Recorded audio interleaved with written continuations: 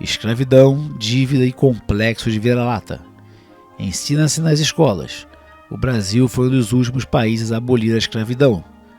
Não é verdade. Os últimos países a abolir formalmente a escravidão ficam todos na África. A maioria deles o fez apenas formalmente. Milhões de africanos, sobretudo crianças, seguem cativos no século XXI e são tão africanos quanto seus senhores. Ensina-se melhor em algumas escolas. O Brasil foi um dos últimos países do Ocidente a abolir a escravatura. Mérito do Ocidente, que de fato inaugurou a abolição. O enunciado agora é verdadeiro, ou melhor, formalmente verdadeiro. O Haiti aboliu a escravidão antes, por uma revolução negra e parda. As distinções entre pardo e negro lá eram e são muito claras. Aboliu formalmente, tal como os estados africanos do século XX.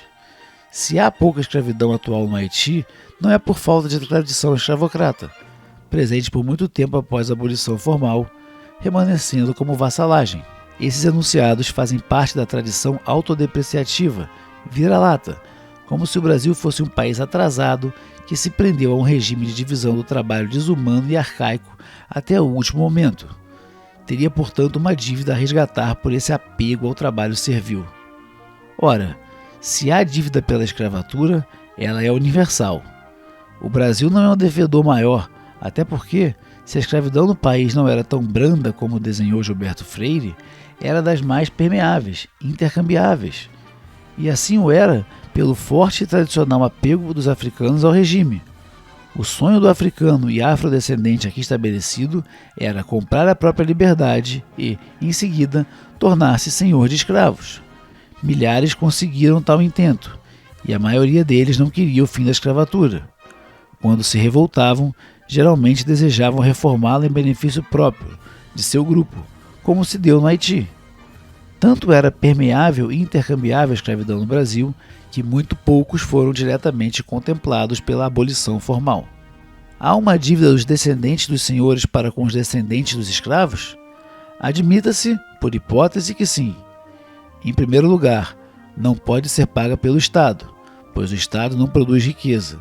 O tesouro é a soma do esforço de todos os contribuintes, boa parte deles sem nenhum parentesco, remoto que seja, com senhores de escravos.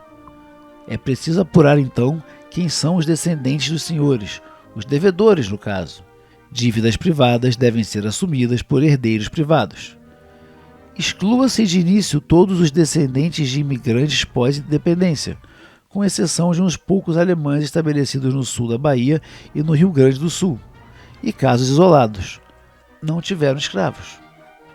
Exclua-se em seguida os descendentes de pobres brancos, pardos ou negros, que nunca chegaram a comprar escravos, embora seja justo supor que o desejassem. Sobra pouca gente branca, parda e negra. Sabe-se que essa gente se miscigenou no meio do caminho, como se miscigenaram os descendentes de escravos. Aqui, se fosse possível isolar geneticamente as parcelas correspondentes de dívida e crédito, ter-se-ia uma multidão de autodevedores ou autocredores. Tanto faz. Como ficariam os descendentes de João Gonçalves da Costa, nascido escravo e falecido senhor de escravos? Pagariam indenização aos descendentes dos escravos do patriarca, ou seria o caso de uma ação de regresso contra o antigo senhor de João? Se tal senhor também tivesse sido escravo ou descendente de escravos, regressar-se-ia o primeiro português a comprar um escravo? Sabe-se que o fez de um árabe ou berbere, que por sua vez o fez de um africano. Isso, os pagadores no fim das contas seriam os africanos. Foram eles que começaram esse comércio, os primeiros a escravizar africanos. A história desautoriza qualquer proposta séria de reparação. Fazê-la a partir de recursos do tesouro público e direcionada a identidades fenótipicas é um duplo absurdo, pois seria cobrar de quem não deve e pagar confundindo escravidão e racismo, que não são, nunca foram, a mesma coisa. A presença africana na história, na cor e na cultura do Brasil não justifica nenhum aspecto da tradição autodepreciativa.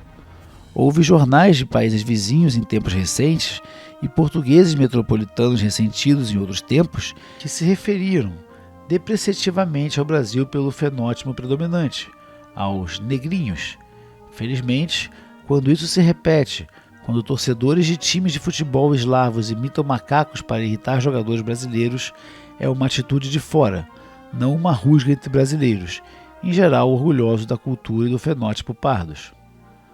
O racismo existiu no Brasil com menos força do que na Europa, ou no resto das Américas. Não poderia deixar de ser assim numa nação extremamente miscigenada, geneticamente e etnicamente. Se ainda existe racismo no mundo contra ciganos, eslavos ou negros, no Brasil tem menos força. Comparativamente, o país não tem do que se envergonhar. É exemplo de tolerância étnica. Em resumo, a tentativa de desacreditar a importância do ato de assinatura da Lei Áurea, sem indenização pela Princesa Isabel, é querer forçar a barra contra quem fez a coisa certa, apoiada por ampla e corajosa campanha popular.